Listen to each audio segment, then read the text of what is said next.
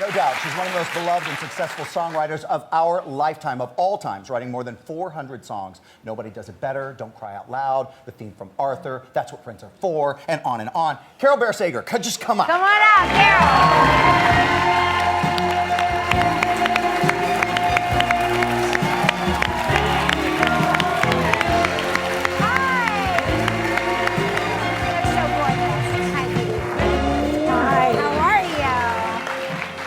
So glad. Oh my gosh! No glasses. So you can wear glasses or no glasses. Yeah, I don't know. I mean, I see better with them, but then again. Yeah. Oh, I don't know. With or without, guys. What do you think, guys? Interview With or without? With, yeah. With. They are pretty fabulous glasses. So here's what. And I see everyone now. You have collaborated with the best of the best, right? Everyone. Peter Allen, Celine Dion, Neil Diamond, Bob Dylan. Bob Dylan. Pulitzer Prize winner. Just now. Yes. That's big in the news right now. Just happened. Yeah. So what was it like collaborating with him? Give me an example of how... You happen to pick, Kelly, the one person that is probably the least collaborative person in the world. No kidding. Is Bob Dylan. So collaborating with him was strange because it was like trying to read off someone's test, you know, who was like covering their test, and I'm going, well, what do you think of these words? And he's going, and it didn't make sense to me. I'd say, what about, and I thought I'd die of thirst. I think he's writing it down. Then I look at his paper later. I say, can I see? He has a totally different line down. Wow. I said, Bob, I don't feel right about taking a whole half of this song. You've only used a few of my lines. No, I wouldn't have written it if you weren't here. Wow. You are an incredible wordsmith, and at a time then, I think that words really mattered, and I'm beginning to see it happen again. What do you think about current music now? And well, there are people I love. I mean, I love Adele. Yeah. I love Bruno Mars. Yes. I love Beyonce. I think with certain songwriters, singer-songwriters, words matter a lot.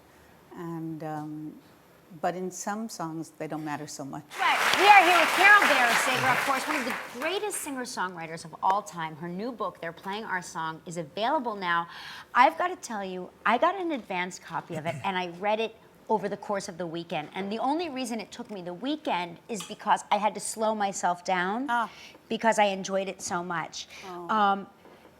I look at you, as I have for so long now, and I say, this woman is so put together. If I could just be like Carole, my problems would vanish. But you had so much insecurity growing up, and so tell us a little bit about the anxieties that you've suffered. And Well, my life it looked one way on the outside, and I felt another way on the inside, which is why I say that people shouldn't compare their insides to anyone else's outsides.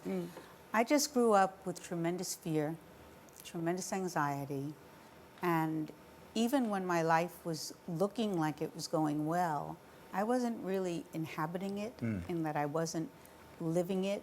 I was fearful of illnesses, I was fearful of flying, I was fearful of life. I had a therapist who said to me once, you're not afraid of dying, you're afraid of living.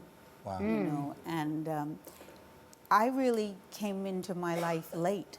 I know the songwriting was the one area where I could be okay, you know, when I was working, because I could say in my songs things that I couldn't express directly from myself.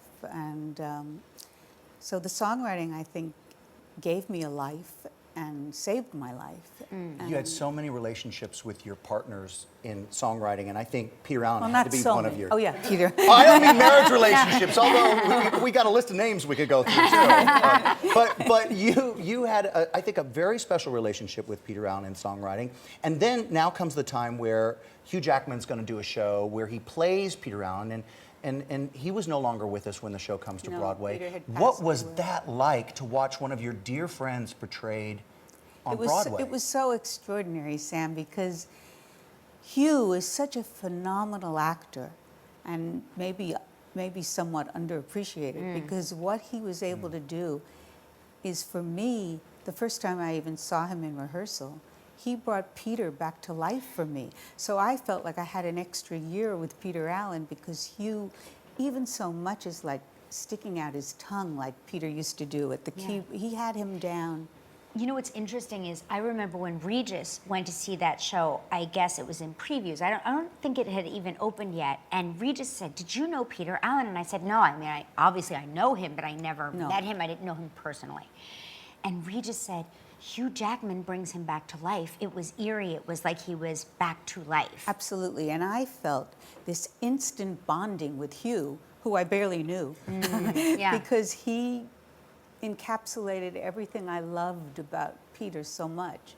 And so for a year on Broadway, I didn't miss Peter as much because I had Hugh being Peter, you know. Yeah, and so many of those songs were songs the two of you had written together that were in the show. Yes. And you know, the book has, so, I mean, I could go on and on. It has so many highs and lows, and one of them, to me, that it stands out so much is, of course, the end of your marriage to Burt Bacharach.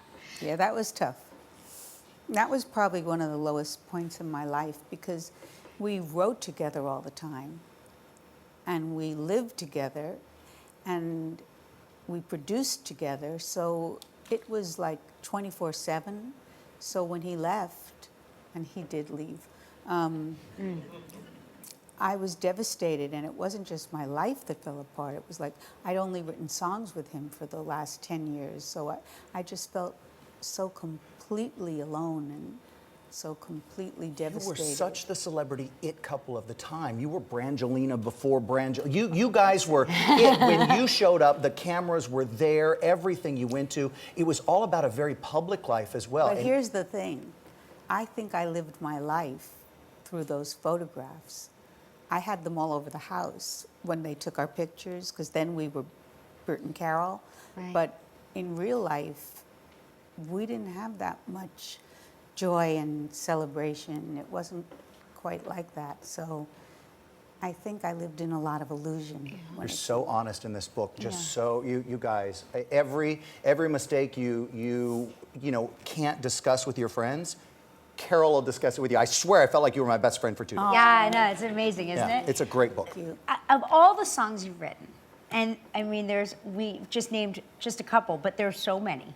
Which one is the most meaningful to you? Is there one song that you say, this song represents me? Or... I think that's what friends are for, because my girlfriend at the time, Elizabeth Taylor, came to the studio because she wanted to meet Stevie Wonder, who was going to sing with Dionne at Warwick. And when she was listening to Stevie put his voice on That's What Friends Are For, I thought, oh my God, we should give the money to this song to AMFAR, American Foundation for AIDS Research, because Elizabeth was the first star ever to stand up and you know, stand up passionately for AIDS victims. Oh, it was so brave at the time because people were so afraid. Yes, exactly. And so then Gladys Knight put her voice on, and Elton John, and I convinced everyone, let's give the money to AMFAR, and we raised millions of dollars for AIDS research. So I think the song